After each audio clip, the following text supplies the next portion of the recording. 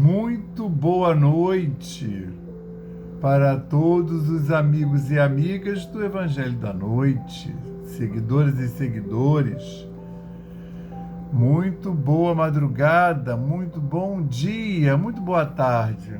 Qualquer que seja a hora que você esteja assistindo o Evangelho da Noite, que você seja muito bem-vindo e muito bem abençoado.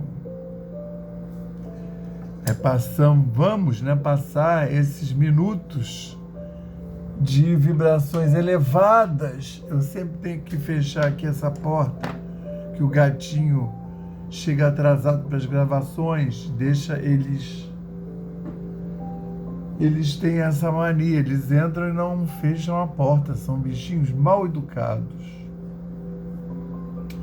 Nós vamos começar pela leitura daquela página que traz as nossas mentes, os nossos corações para as vibrações sintonizarem de forma mais harmônica com essas vibrações do éter e do alto que vão chegar até nós. Então nós vamos nos desligar do mundo, das outras coisas, e vamos sintonizar efetivamente com as vibrações do Altíssimo, tá? Então eu abri aqui uma página do livro Pão Nosso, e aí eu vou botar uma luz aqui para me ajudar a ler. E é a lição 59. Sigamos até lá. Sigamos até lá. Se vós estiverdes em mim, e as minhas palavras estiverem em vós, pedireis tudo o que quiserdes, e vos será feito. Jesus, no Evangelho de João, capítulo 15, versículo 7. Na oração dominical, Jesus ensina aos cooperadores a necessidade de observância plena dos desígnios do Pai. Sabia o Mestre que a vontade humana é ainda muito frágil e que inúmeras lutas rodeiam a criatura até que aprenda a estabelecer a união com o divino, que é o que estamos fazendo aqui, né? Pelo menos tentando.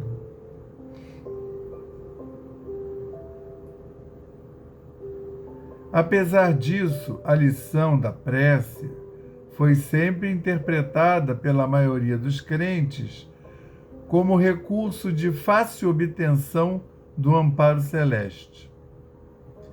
Muitos pedem determinados favores e recitam maquinalmente as fórmulas verbais. Certamente não podem receber imediata satisfação aos caprichos próprios, porque no estado de queda ou de ignorância, o espírito necessita, antes de tudo, aprender a submeter-se aos desígnios divinos a seu respeito. Alcançaremos, porém, a época das orações integralmente atendidas. Atingiremos semelhante realização quando estivermos espiritualmente em Cristo. Então, quanto quisermos ser-nos-á feito, porquanto teremos penetrado o justo sentido de cada coisa e a finalidade de cada circunstância. Estaremos habilitados a querer e a pedir em Jesus, e a vida se nos apresentará em suas verdadeiras características de infinito, eternidade, renovação e beleza. Na condição de encarnados ou desencarnados, ainda estamos caminhando para o Mestre, a fim de que possamos experimentar a união gloriosa com o seu amor. Até lá, trabalhemos e vigiemos para compreender a vontade divina. Graças a Deus. E graças ao Espírito Santo de Deus. E graças ao Cristo de Deus. E graças às egrégoras do Evangelho da Noite e da Aliança da Fraternidade, graças ao nosso patrono São Francisco de Assis e sua falange de espíritos trabalhadores, iluminados e benfazejos. Graças aos nossos guias e protetores espirituais, graças a todos esses espíritos colaboradores do culto do Evangelho da Noite, que todos possam ser muito bem-vindos e abençoados e trazer-nos também o seu axé. Graças a Deus. Obrigado pela semana que recebemos desde o último culto. Obrigado por todo o envolvimento, proteção, amparo e inspiração para lidar com as situações do cotidiano e para nos movimentarmos na nossa senda. Queremos agradecer a oportunidade de mais uma vez estarmos aqui aos teus pés para a realização desse culto do Evangelho da Noite. Durante os próximos minutos estaremos envoltos nas vibrações mais elevadas dessa espiritualidade que realmente realiza o culto do Evangelho da Noite.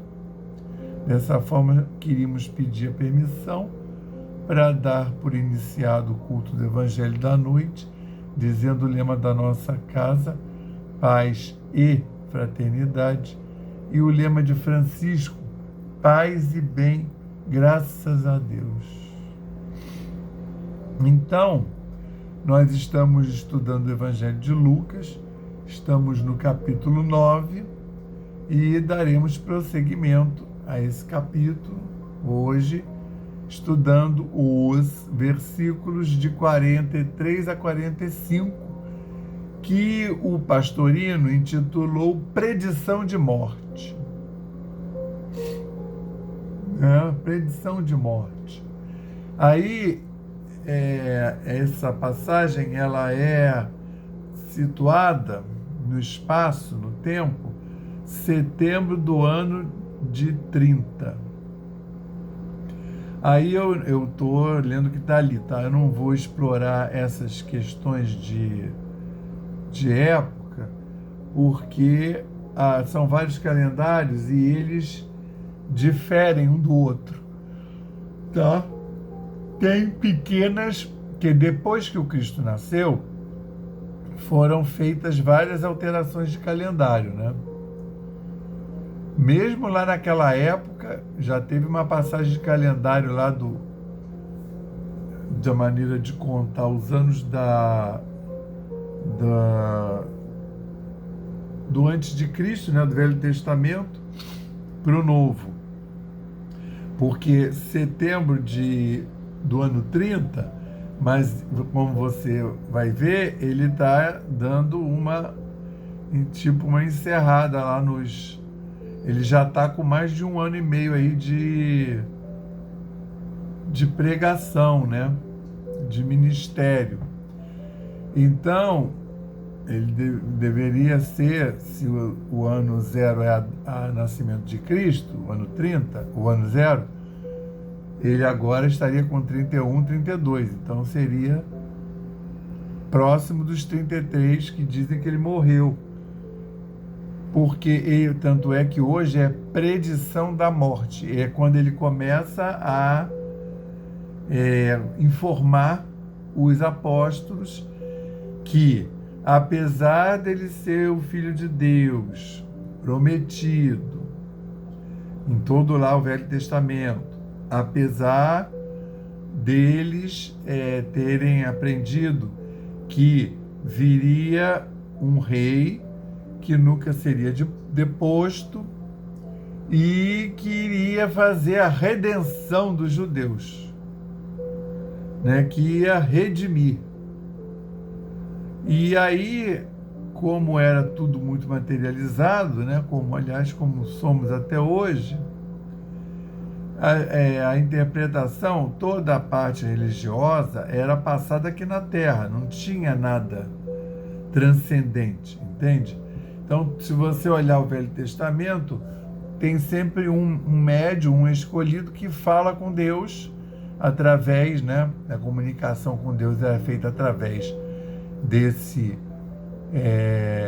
interlocutor, desse espírito que devia ser mais evoluído, no caso aí, né, Moisés, né, Elias, todos aqueles patriarcas, né, do judaísmo, eles é que faziam essa conexão com Deus. Então o povo, né, não tinha essa intimidade com Deus, como a gente tem hoje.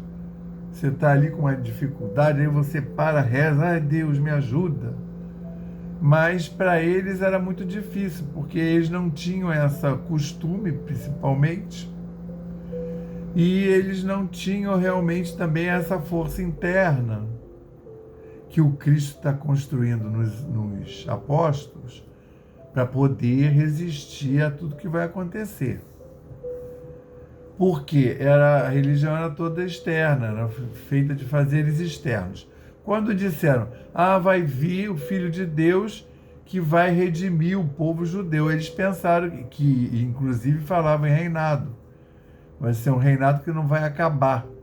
Então eles pensavam no reinado, como era a época lá do feudal na Europa, um rei no castelo, o filho do rei dominando uma certa região. Eles estão esperando uma pessoa, um enviado cheio de poder e glória, mas poder e glória material, para subjugar os que fizeram mal à nação judaica, tá? E aí, você imagina, o Cristo está pregando, está fazendo os sinais, mas aí vai acontecer aquela coisa bem traumática, né? É traumático para a gente até hoje, né? Eu não gosto de ver o símbolo da cruz, assim. A cruz sozinha, tudo bem, mas Jesus crucificado, crucifixo. Jesus crucificado na cruz. Eu não gosto de ver, e eu acho que não tem essa imagem, é uma imagem antiga para a religião antiga. O que nós temos hoje é um Cristo de luz, que venceu a morte, como ele vai começar a indicar aqui nessa passagem, predição de morte. Então, para você ter uma ideia, o Lucas narra assim: admirando-se todos sobre tudo o que Jesus fazia, disse a seus discípulos, ele disse, agora entre aspas, colocai estas palavras em vossos ouvidos, pois o Filho do Homem está para ser entregue às mãos dos homens. Eles, porém, não entenderam. Eles, agora os apóstolos, tá? Eles, porém, não entenderam essas palavras. E foi velada para eles, para que não a percebessem. E eles receavam perguntar-lhe a respeito dessa palavra. Então você vê que era difícil mesmo para os apóstolos que eram iniciados, porque isso eles não imaginavam. Eles não imaginavam que o Cristo pudesse ser... Você vê que aqui está atenuado, né? Que ele fala, colocai essas palavras em vossos ouvidos, pois o Filho do Homem está para ser entregue às mãos dos homens. Né? E vai ter uma outra passagem que ele vai falar, o Filho do Homem vai ser julgado, vai ser vilipendiado e vai ser morto e enterrado e renascerá no terceiro dia. Tá? Aqui ele nem está falando dessa parte. Porém, não entendo. Porém, não entenderam essas palavras e foi velado para eles. Foi um ensinamento velado. Para que não a percebessem, e eles receavam perguntar-lhe a respeito desta palavra. Assim como quando Cristo vai fazer uma cerimônia e vai falar, vocês vão ter que me receber, então vocês vão ter que comer minha carne e beber meu sangue. E todos saíram, essa passagem só tem em João. E todos saíram de lá, de dentro da... Inclusive ele estava na sinagoga. Eles saem horrorizados, né? Assim, porque era uma época que vinha da tradição do Velho Testamento, de fazer, tinha os profetas que faziam as profecias, né? E os sacerdotes, sumos sacerdotes, os que estavam levando, né, guiando o povo em contato com Deus. Esses daí diziam mensagens que eles receberam de Deus, para o povo seguir, né? Como foi quando para de adorar o bezerro de ouro, aquilo é uma estátua. Como foi quando receberam os 10 mandamentos. Mas tinha também vindo ao longo os profetas, que faziam profecias. Se vocês forem no Velho Testamento, tem os profetas maiores e os profetas menores. Né? Esse maior e menor não é enquanto a estatura do profeta, nem também quanto a significado da revelação. É mais em relação aos livros que eles escreveram. Então, com as profecias. E aí, isso é Velho Testamento. E o Cristo, a vinda do Filho de Deus, vem sendo anunciada. Mas assim, lá falava, era tudo material. Tanto é que o Cristo vai ter uma dificuldade muito grande em anunciar a Boa Nova, que não tem nenhuma prescrição material dessas de eu tenho que rezar 10 vezes essa oração, eu tenho que dar não sei quantas voltas no templo, né? Se eu quiser me arrepender, eu tenho que ir para a escadaria da sinagoga no sábado de manhã, com a cara assim meio suja de cinza, e ficar lá rezando em voz alta, para todo mundo ver que eu estou arrependido de alguma coisa. Quer dizer, na realidade era até para Deus. Né? Fazia para o homem, para dizer, olha como ele é realmente temente a Deus, mas esse proceder era para agradar a Deus. Então os profetas é que diziam o que Deus queria daquela população e o que tinha que fazer para agradar. E agora vem esse Filho de Deus dizendo que ele é filho de Deus, mas todo mundo é filho de Deus. E ele vai e se dirige a Deus para rezar, e ele diz que todo mundo pode fazer a mesma coisa. Então você vê que é uma coisa que não estamos acostumados, que até hoje as pessoas têm um certo receio de fazer a oração final de um culto, né? Hoje não, deixa para a próxima vez. Obrigado, né? Mas eu não estou preparada. Então, e no final do Evangelho. Aí, quando ele já está quase partindo, ele fala de orar, né, que eles devem se conectar, e o Filipe fala, ensina a gente a rezar, dá-nos uma oração, porque o povo não estava acostumado. E aí ele fala o Pai Nosso. Entende? O Espiritismo veio na metade do século XIX. E tem uma parte só de orações no Evangelho segundo o Espiritismo. Tem uma parte inteira que é só de orações.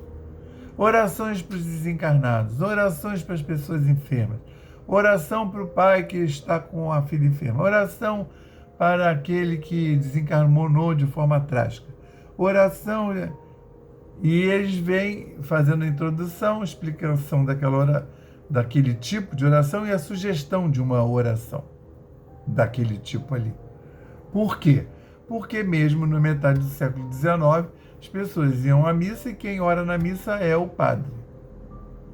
Embora já tivesse Pai Nosso, Credo, Ave Maria. Mas essas são as decoradas. Eles, quando tem um entrave, é em relação à oração dessa espontânea, que você fala com Deus. E aí,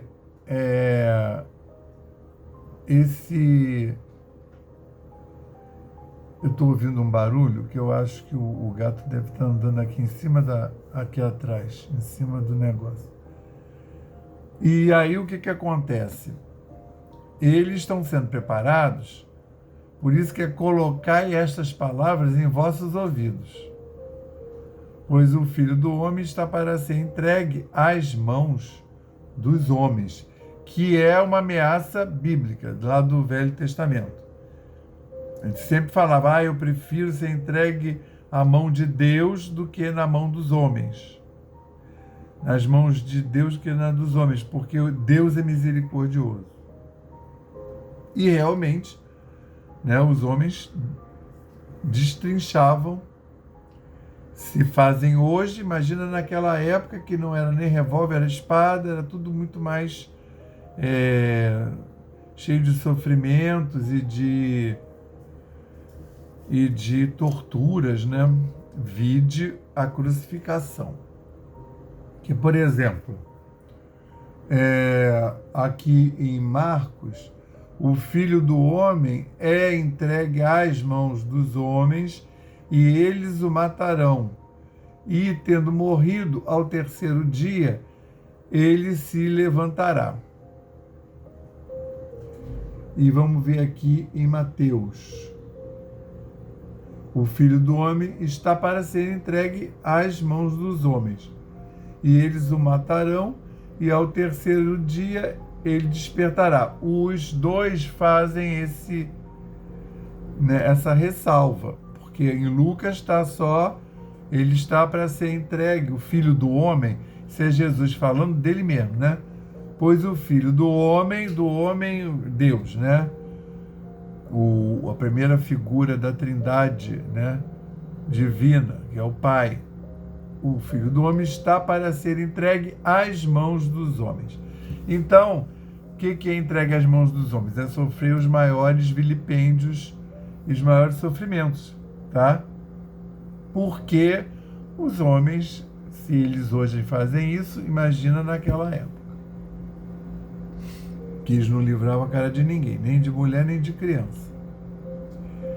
E aí, que essa passagem está conectada com o quê? Predição da morte. Está conectada com a passagem, a transfiguração. Então, na semana passada foi a cura do epilético, né? E agora vai vir, aí antes teve a transfiguração, e agora tem essa que na realidade ela se conecta com a transfiguração. Por quê? Porque na transfiguração Jesus subiu com Pedro, João e Tiago. E aí a gente estudou lá, uma passagem muito interessante de ser estudada, porque tem fenômenos físicos, e eles ficaram lá entorpecidos, né? Provavelmente eles estavam dormindo. Jesus fala, não dorme não, sei que lá, mas aí eles caem entorpecidos pela vibração, porque provavelmente eles foram doadores do ectoplasma. E ainda assim, o Pedro descreve, eles descreveram para os evangelistas, que os três narraram isso, eles descreveram os acontecimentos, que apareceu Moisés e apareceu Elias, Jesus conversou com eles e Jesus se transfigurou, mas não é que ele se transfigurou, é que como eles estavam dormindo, desdobrados, e Jesus estava sem o corpo de carne, era uma vista diferente. E aí eles falam que apareceram Moisés e Elias, mas ninguém diz para eles, eles sabem em pensamento.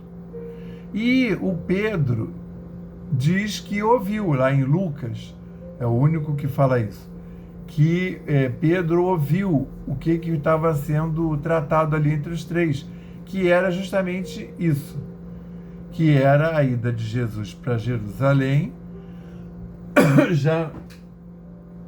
já sabendo que ia ser pego e para ser vilipendiado, e esses são os atos finais da passagem de Jesus na Terra, que teve um significado para a humanidade encarnada e teve um outro significado para ele, espírito crístico, né? Ele estava em prova também, ele também estava se submetendo a uma passagem iniciática de mudança de grau crístico. Tá? É claro que isso não é muito explorado, porque como a gente não teve acesso, né? A gente nunca foi um espírito crístico, não tem como ficar falando muitos detalhes, embora alguns iluminados tenham recebido, tá? Eu estou dizendo que eu não vou explorar isso aqui. A iniciação de Jesus, né? Quer dizer, a iniciação já tinha sido feita, que ele já chega, ele já está responsável por essa humanidade, e ele já chega aqui espírito crístico, ligado a Deus, né? Eu faço o que agrada ao meu Pai, eu sou mandado pelo meu Pai, eu falo as coisas que meu Pai quer dizer, eu sou fiel a Deus, essas coisas assim, dizendo que ele tem uma ligação com Deus, de fato. E nesse episódio da passagem lá da transfiguração, aparecem os outros espíritos de Skol, também possivelmente crísticos, né? Que estão ligados a esse orbe terrestre, que já até vieram antes, né? Que são esses antepassados que guiaram o povo hebreu até esse momento aí, para ter um encontro com o Filho de Deus, tá? E aí o que acontece? Lá ele se encontrou e conversou sobre esses momentos finais dele indo para Jerusalém para se entregar. Isso tudo tem uma ritualística, vai ter a última ceia, vai ter o Judas, Jesus vai liberar o Judas no meio da ceia para ir lá avisar aos servos do sumo sacerdote, né, os soldados. Naquela época o sumo sacerdote tinha soldados.